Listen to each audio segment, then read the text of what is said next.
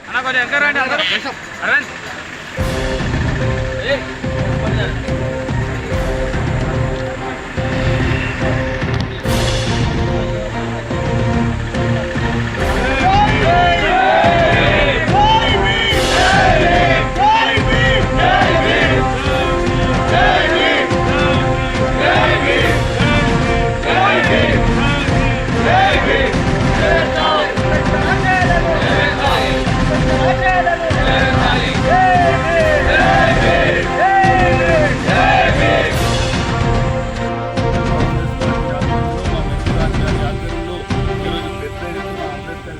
పూలమాలలు వేసి ఘన నివాళులు అర్పించడం జరిగింది. ఈరోజు సిద్దిపేట నియోజకవర్గంలో కూడా ప్రతి గ్రామంలో అంబేద్కర్ గారి జయంతి ఉత్సవాలను ఘనంగా జరుపుకోవడం జరుగుతూ ఉంది.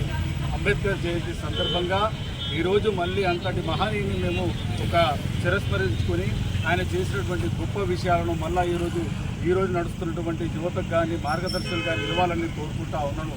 ఆనాడు ఆయన విద్యాభ్యాసం చేసేటప్పుడు స్కూల్లో కూడా అంటరాని తరాన్ని నిర్మూలించాలనే ఒక ఉద్యమ స్ఫూర్తితో ముందుకెళ్ళాడు.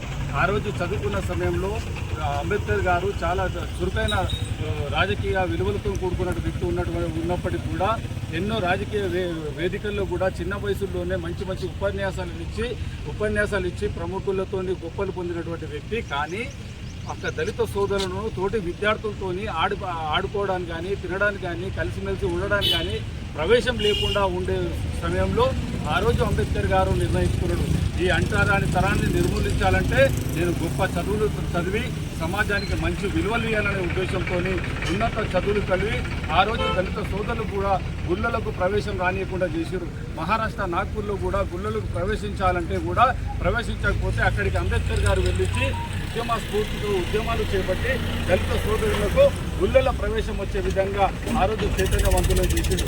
అప్పటి రాజ్యాంగ విలువలను ఈరోజు కూడా కొనసాగుతూ అంబేద్కర్ రాసినటువంటి రాజ్యాంగాలను కూడా ఈరోజు భావి తరాలు కానీ యువత కానీ ప్రతి ఒక్కరు పాటించాలని కోరుతా ఉన్నాను.